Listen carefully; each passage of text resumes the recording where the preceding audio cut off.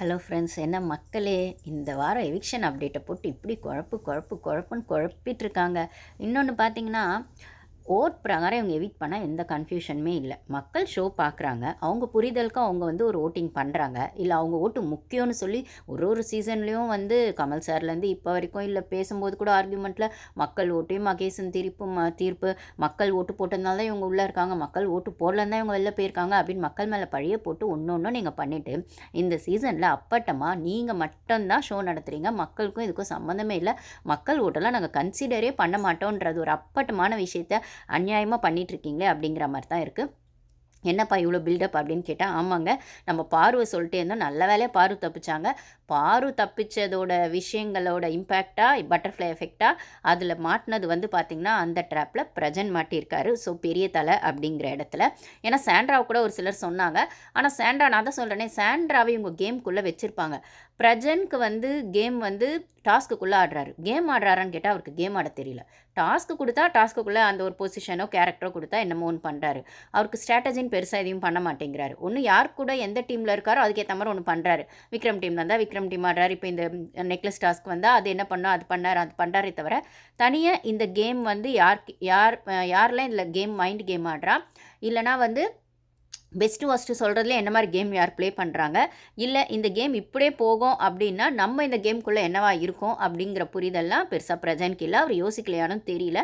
ஆனால் அதெல்லாம் சாண்ட்ரா நல்லாவே யோசிக்கிறாங்க. கிட்டத்தட்ட பாரு, சாண்ட்ரா இவங்களோட மைண்ட் வாய்ஸ்லாம் மைண்ட் கேமுன்றதை தெளிவாக காட்டுது அப்படின்னு சொல்லும்போது, ஸோ சேனல் பிரஜனை வின்னர் ஆக்குவாங்க. நான் நினச்ச சாண்ட்ராவை வெளில அமிச்சிட்டு, ஆனால் பிரஜனை வெளில அமிச்சிட்டு சாண்ட்ராக்கு அந்த டாப் ஃபைவ்ல வரதுக்கான விஷயங்கள் கொடுக்குறாங்கன்றது ஒன்று இருக்குது.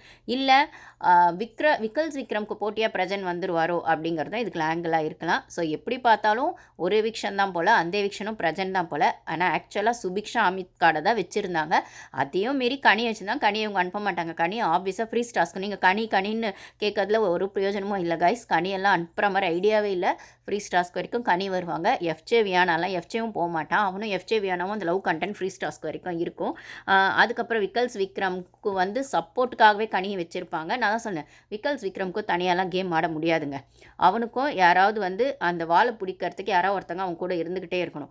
அவன் செய்கிறது சரின்னு சொல்லி அவனை உசுப்பேற்றுறதுக்கோ, இந்த ஹிட்லர் சொல்லுவாங்களே சூப்பர்னு சொல்லி அவன் அந்த ஆமான் சாமி போடுறதுக்கே ஒரு கூட்டத்தை சேர்த்து வச்சுருப்பான் ஹிட்லர்னு. அந்த மாதிரி அவனை தூக்கி வைக்கிறதுக்கே ஒரு கூட்டம் இருக்கணும்னா அது கனிக்கும் அது தேவைப்படுதுன்னா, ஸோ கனி விக்ரம்க்கு அதை கொடுப்பாங்க, விக்ரம் கனிக்கு அதை கொடுப்பாங்க அப்படின்னு சொல்லும்போது, இந்த இடத்துல இவங்க 2 பேரோட விஷயத்தையும் வாங்கிட்டு எஃப்ஜே ஒன்று ட்ராவல் பண்ணுவான்னு சொல்லும்போது, இந்த குரூப்பிசம்குள்ளே எங்கேயாச்சும் கையை வச்சா இந்த குரூப்பிசம் உடஞ்சிரும்ன்றதுக்காகவே எஃப்ஜே கை வைக்க மாட்டாங்க, சபரி கை வைக்க மாட்டாங்க. சபரி ஆஃபீஸர் நாமினேஷன் இல்லை, வந்தாலும் கை வைக்க மாட்டாங்கன்னு வைங்க. கனியை கை வைக்க மாட்டாங்க அப்படின்னு சொல்லும்போது, வாரம் கனியை 5 வாரம் நாமினேஷன் தப்பிக்க வச்சாங்க. அதுக்கப்புறம் ஓட்டிங்கே வரலனாலும் அவங்கள சேவ் பண்ணாங்க அப்படின்னு சொல்லும்போது, இந்த வாரமும் கனிக்கான லீஸ்ட் ஓட்டிங் தான் இருந்தது. அமித் சுபிக்ஷாக் நெக்ஸ்ட் அவங்க பார்க்கணுன்னா கனி இருந்தாங்க, அதுக்கு மேலே எஃப்ஜே இருந்தாங்க அப்படின்னு சொல்லும்போது, ஸோ இந்த குரூப்பிசம்குள்ளே இந்த 4 பேரை டீம் கையே வைக்க மாட்டாங்க. ஸோ அப்போ யாரை தூக்கணும், டிஆர்பிக்காக ஒன்று பண்ணணும் அப்படின்னு சொல்லும்போது யாரை தூக்கணும்னா அந்த இடத்துல மாட்டினது பிரஜன். இது அன்ஃபேர் எவிக்ஷன் தான் நான் சொல்லுவேன். ஆனால் அதுக்குள்ளேயுமே அவருக்கான கேம் ஸ்ட்ராட்டஜி பத்தலை அப்படிங்கிறத விடவும் அதுதான் உண்மையான காரணமானு கேட்டால் இல்லை. இவங்க வைல்டு கார்டாக பிரஜனை உள்ளே அனுப்பும்போது அவர் எப்படி கேம் ஆடணும்னு டீம் ஒரு ஐடியா வச்சுருந்தாங்களோ அந்த கேமை பிரஜன் ஆடலை அப்படிங்கிறதுனால தான். ஆப்வியஸாக ஒரு விக்ரம்க்கு சப்போர்ட் பண்ணியோ இல்லைனா கனி குரூப் கூட சேர்ந்தோ ஆடி இருந்தால் உள்ளே வச்சுருந்துருப்பாங்க. ஆனால் அவர் தனியாக ஒரு கேம் ஆடணும், இல்லை பொண்டாட்டி சப்போர்ட் பண்ணி ஒரு கேம் ஆடணும், இல்லைனா பொண்டாட்டி புருஷன் தனியாக ஒரு கேம் ஆடணும்னு ஒரு ட்ராக் போகிறாங்க இல்லைங்களா. ஸோ இது டீமை டிஸ்டர்ப் பண்ணும். அவங்க நினச்ச மாதிரி ஷோ போல் அப்படிங்கிற மாதிரி டிஸ்டர்ப் பண்ணிச்சுன்னும் போது பிரஜனை எடுத்ததுக்கு இதுவும் ஒரு காரணம். இந்த லைவில் அவன் கத்திட்டு இருக்காங்க விக்ரம் வியானா கிட்ட, அவன் விடவே மாட்டான் போல். இவன் இப்படி கற்று தான் வீக்கெண்டில் விக்ரம் விஷயத்த பெருசாக ஆக்கி ஒன்றுமே இல்லாத விஷயத்த அவங்க டாஸ்க்குள்ளே பிளான் பண்ணாங்க. அவ்வளோதான், அது அப்படி தான் இருக்கும். அந்த கேமுன்னு சொன்னால் முடிஞ்சு போயிருக்கும். உங்களுக்கு கண்டென்ட் இல்லை. பார்வை இந்த வாரம் திட்டினா பாரு மேலே இல்லை, பாரு செகண்டில் வேறு வந்துட்டாங்க, இல்லை அவங்களுக்கான ஃபேன்ஸ் ஜாஸ்தி ஆகிட்டாங்க அப்படின்னு சொல்லும்போது, பார்வை திட்டினா நீங்கள் சுழுக்கு வாங்குவீங்க, எல்லா கமெண்ட்ஸில் உங்களை கழுவி ஊற்றுவாங்க அப்படின்னு சொல்லும்போது யாரா திட்டலாம் அப்படின்னா விக்ரமை திட்ட முடியாது. விக்ரம் ஒன்று பார்வை திட்டணும், இல்லை அந்த விக்ரம் குக்கு சொம்பு தூக்கணும். அப்படி இருக்கிற பட்சத்தில் சொம்பு தூக்குற ஸ்ட்ராட்டஜி இந்த வாரம் எடுத்துடலான்னு பண்ணது தான். ஏதோ கேரக்டர் தப்பாக போச்சு, என்ன வெளில எப்படி பார்ப்பாங்க, எல்லாம் எப்படி பார்ப்பாங்க. நீங்கள்லாம் வெளில கெட்டவனாவே காட்டிக்க கூடாதுன்றதுக்காக நல்லவனாவே நடிச்சிட்டு இருந்தால் அந்த நடிப்பு அப்படியே கண்டினியூ ஆகுமா?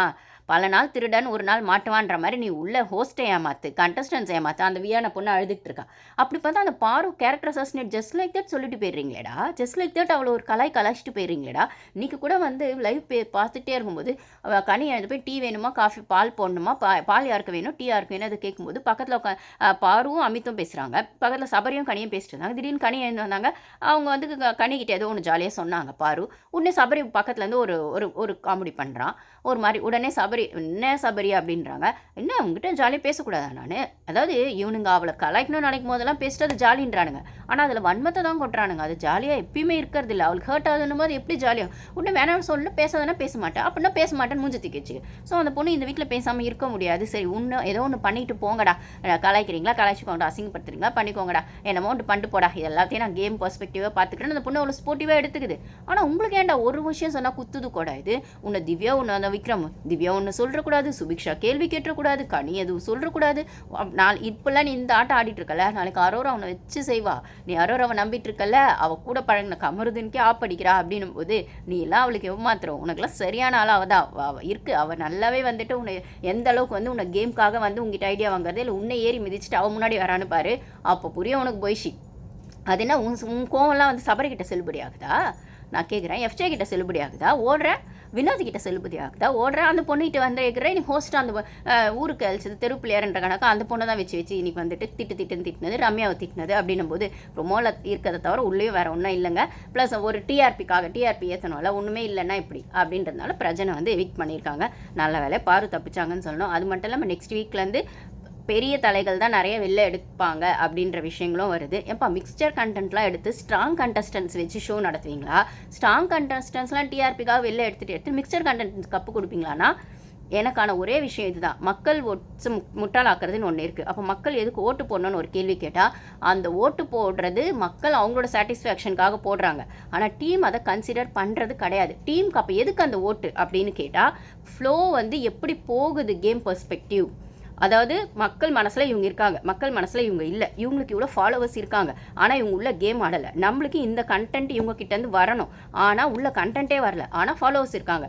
இவங்களுக்கு வந்து ஃபாலோவர்ஸே இல்லை, ஆனால் உள்ள கண்டென்ட் இருக்குது. பட் ஆனால் இந்த இடத்துல மக்கள்கிட்ட இவங்க ரீச் ஆகுறாங்க, ஆகவே இல்லை. நம்ம இவங்க வந்து ஓரளவுக்கு சுமாரான கண்டஸ்டன்ட்டு நினச்சிருக்கோம், ஆனால் மக்கள்கிட்டே இவங்க சூப்பராக ரீச் ஆகியிருக்காங்க அப்படின்ற ஒரு அனலைசேஷனுக்குள்ளே டீம் வர்றதுக்கு.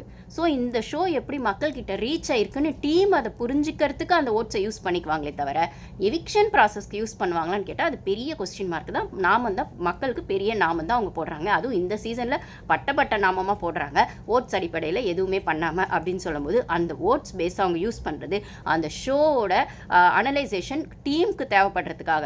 ஸோ அப்போ தான் வந்து மக்களுக்கு இவங்க ரீச் ஆகுறாங்க, ஆகலை. அப்போ நம்மளுக்கு இவங்கள வின்னர் ஆக்கணும், ஆனால் அவங்க இன்னும் மக்கள்கிட்ட ரீச் ஆகலை. அப்போ ஷோவை 1 ஹவரில் எப்படி காட்டலாம், எதை எடிட்டில் கட் பண்ணி காட்டலாம், இல்லை வீக்கெண்டில் யாரை ஹைலைட் பண்ணி காட்டலாம், யாரை புட் டவுன் பண்ணி காட்டலாம் அப்படின்ற ஸ்ட்ராட்டஜியை டீம் யூஸ் பண்ணுறதுக்கு அந்த ஓட் அனலைசேஷனை யூஸ் பண்ணிக்குவாங்களே தவிர எவிக்ஷன் ப்ராசஸ்க்கு யூஸ் பண்ணுறாங்களான்னா அது கண்டிப்பாக கிடையாது. அது அப்பட்டமாக இந்த சீசனில் ஒவ்வொரு வாரமும் ப்ரூஃப் ஆகுதுன்னா இந்த வாரமும் ப்ரூஃப் ஆயிருக்கு ப்ரெசென்ட் அன்ஃபேர் எவிக்ஷன் அப்படிங்கிற புரிதல்னும் போது. ஸோ இவங்க மிக்சர் கண்டென்ட்டில் தான் யாரோ ஒருத்தரை டைட்டில் வின்னர் ஆக்க போகிறாங்க அப்படிங்கிறது கன்ஃபார்ம் ஆயிடுச்சு. ஏன்னா அடுத்த வாரத்துலேருந்து பெரிய தலைலாம் வெளில போக போதான். பெரிய தலைன்னும் போது உங்களுக்கு டாப் 5ல் இருக்கவங்க டாப் 6ல் இருக்கவங்க தானே. அப்போ அதுக்கு கீழே இருக்க டேஞ்சர் ஜோனில் இருக்கவங்களெல்லாம் நீ மேலே கொண்டு வர போகிறீங்க, அப்போ மேலே இருக்கவங்களாம் வெள்ளத்துக்கு போகிறீங்க. அப்படி தானா பார்த்துக்கோங்க எந்த லட்சத்தில் ஷோ கொண்டு போகிறாங்கன்னு.